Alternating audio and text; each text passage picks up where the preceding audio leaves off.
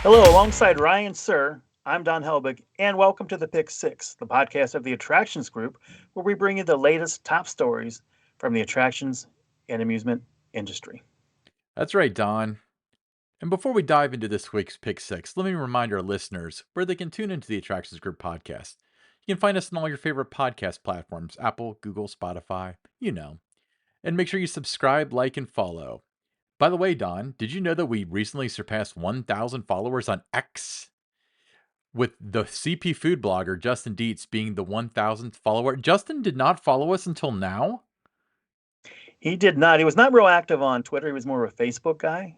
So he started becoming more active again on Twitter. Followed us on the Attractions Group and was that 1,000th follower. Followed us on Tower Topics. So it's great to have Justin following us, and as he tweets about different things going on with the food with the Cedar Fair parks and that, we'll certainly integrate his post on our Yeah, he channels. does great work, and it's far beyond just the food, and it's far beyond Cedar Point. It's all of Cedar Fair, really.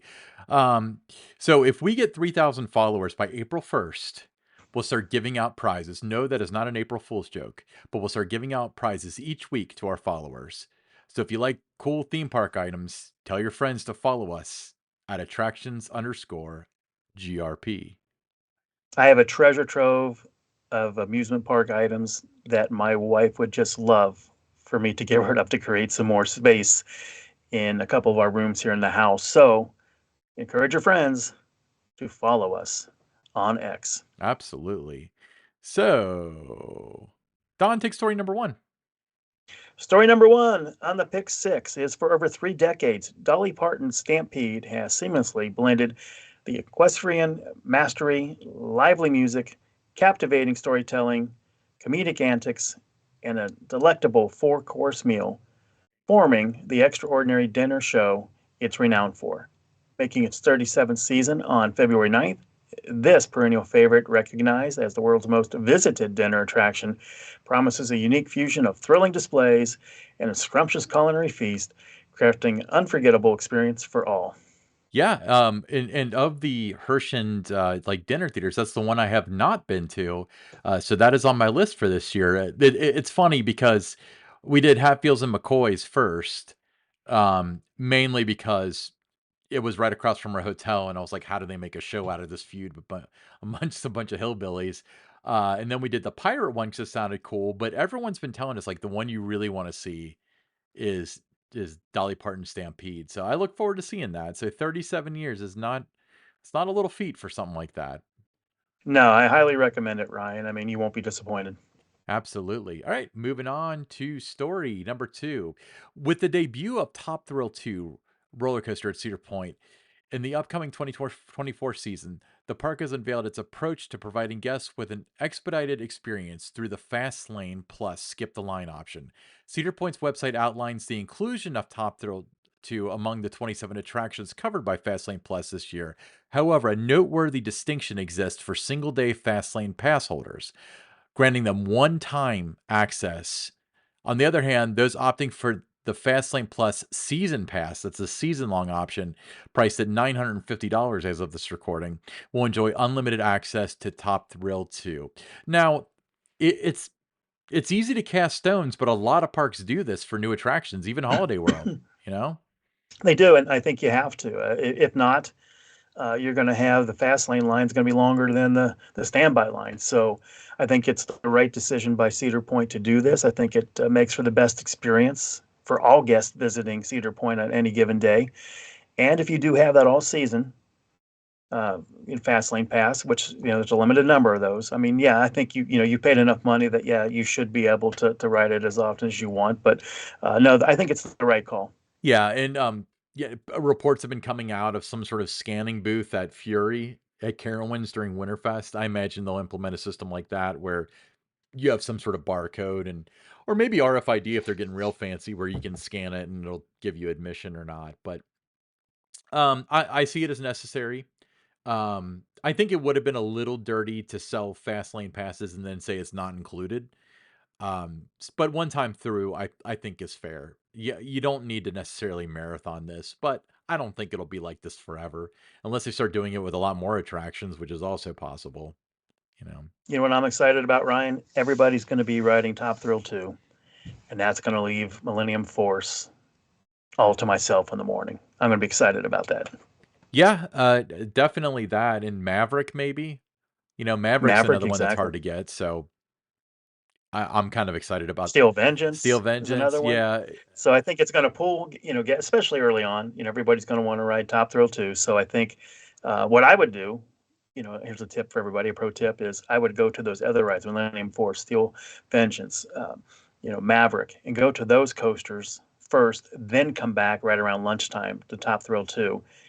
And I think that would be the best way to navigate the park if you do not have your Fast Lane Plus. yep, exactly. Cool. For me, I'm really excited about Top Girl too, though. So I kind of Oh, I'm really excited want to about it. do that one. All I'm right. excited about it, but they've got just a great collection of coasters there, and you want to try to do them all. And I think that's the best way for me is to try to get those other ones in first, then come to Top Thrill because I know I'm going to ride it during the day, Yeah. but I don't have to ride it get it in line right at 10 o'clock when the park opens. Right. Well, that's sound advice. Don, what's our next story? Well, in a somber turn of events, Lakemont Park, under the management of the Lakemont Partnership, has decided to forego featuring any rides this season, citing financial constraints. Its decision aligns with the partnership's broader shift towards emphasizing active recreation. President Andrea Cohen, spearheading this strategic transition, outlined plans to attract visitors through existing facilities, diversify with events like music festivals and craft shows, and foster innovative partnerships with local entities.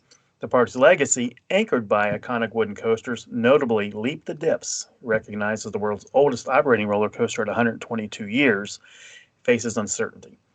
Cohen highlighted the park's struggle with maintenance costs, raising questions about the fate of these historic structures. I hope that Leap the Dips is not giving its last rides. What are your thoughts, Ryan? Yeah, when I heard this, my main concern was leap the dips, and my other concern is it's hard. I mean, the way that it's worded, it almost sounds like they're not going to operate rides this year. But it'd be very difficult to backpedal on this. Locally, as we did an episode on Coney Island Park, took away their rides and they just operate as a water park, and now they're closing. So it's rarely a great business decision. It might have been necessary for him. I don't know. But yeah, I'm very concerned with Leap the Dips as well. Did you ever ride it? No, I'd never been to the park. So I did, oh, you 1984. did? It wasn't nearly as old back then. That was like 40 years ago. Awesome. Okay.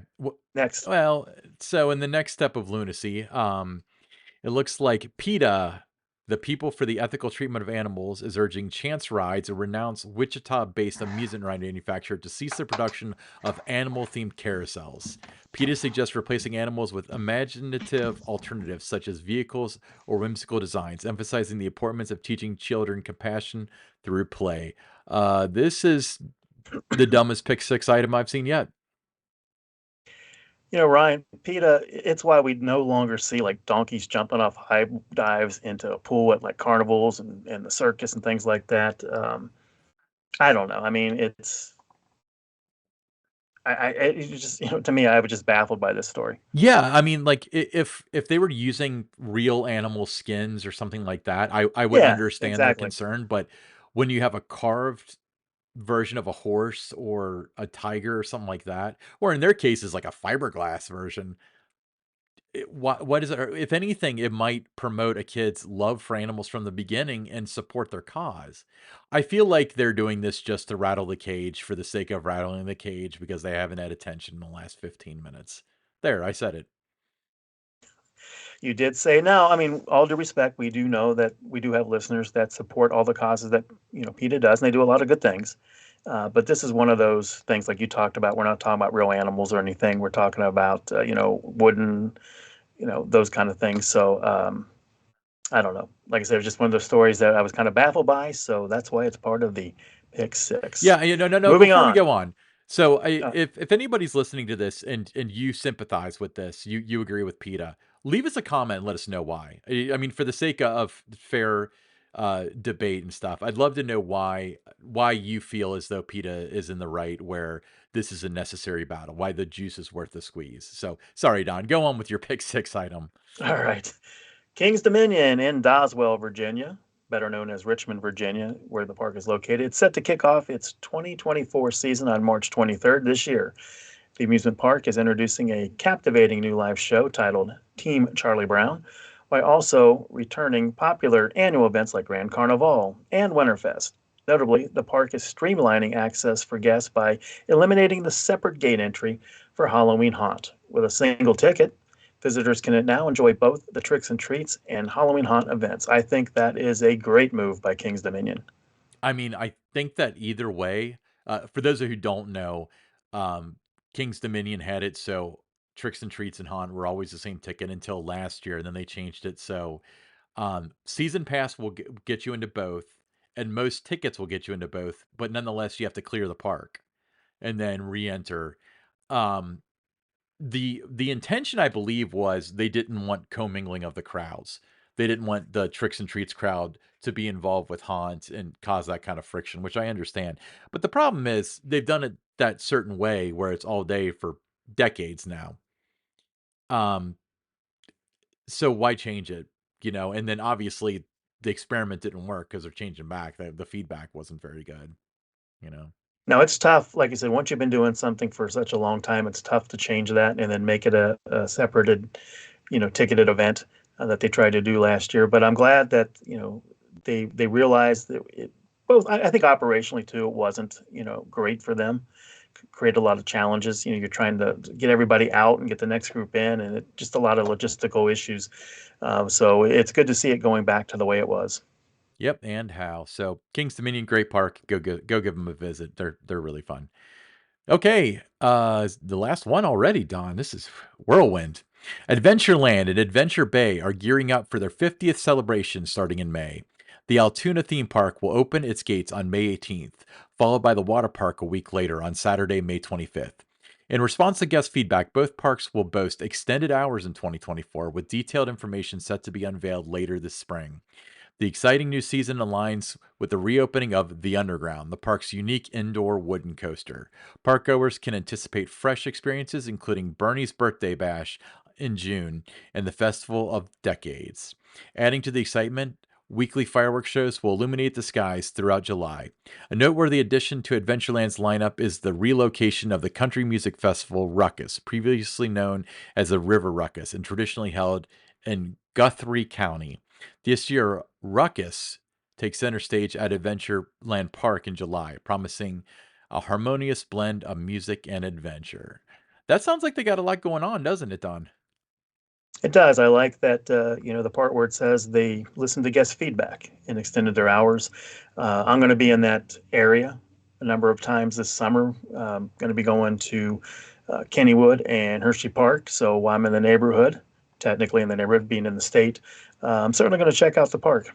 Yeah, absolutely. And yeah, I like the guest feedback too, because I think if you ask any guest, it's what's one wish you had? It'd be like, I wish you were open later. I wish you were open more days and stuff.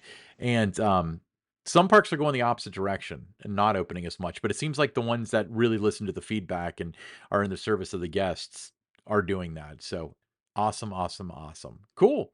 Hey, let's move on to the listener question. Um, All right. It comes from Dustin Jackson. And he says, with the pending merger, do you think, and this is the merger between Six Flags and Cedar Fair, he said, do you think the new company would expand on the nostalgia and theming respective to the individual parks in the new chain, like we've seen with the Cedar Fair parks in recent years, or just will it remain with the Cedar Fair legacy parks? I don't know. I mean, that's a really good question. Who's responsible? Who's making the decisions? Because the thing about the nostalgia, what that had to do with Cedar Fair parks was somebody, maybe some top brass. I don't know. I have somebody in mind that it might be, but I'm not going to say their name. Said, you know what? The history of the park is really cool. Let's roll with that. Is that person going to have that kind of influence on all the parks? Maybe. I mean, it's just the Six Flags parks have a lot of cool history too. And, I think the history could sell, so I hope so. And maybe they'll take a page out of Cedar Fair's book to do that. What are your thoughts? Well, I think they would. I don't think it's going to be something you would see, right away in the next, year or two. I think they're gonna need some years to kind of let the dust settle after the merger, and by that time, who's running the show, not only at the very top, but and the other, departments and things that you need to put these, kind of nostalgia type feel and different events and things in the park. Like if you're going to do a 50th anniversary type thing at one of the Cedar Fair parks, well, who's going to be around to take that on and put that together and stuff? So I think you need a couple years for the dust to settle, see who's in place, and then go from there. Absolutely. So great question, Dustin. I am as interested in seeing how this unfolds as you are, sir. But hey, that was another pick six. Make sure you follow us on all of your favorite podcast apps, Apple, Google, Spotify, and so on. Make sure you like, share, and subscribe on YouTube and follow us on X at attractions_GRP. If you want to be like CP Food Blog, follow us on X. All right. Thanks, Don. We'll see everybody next week.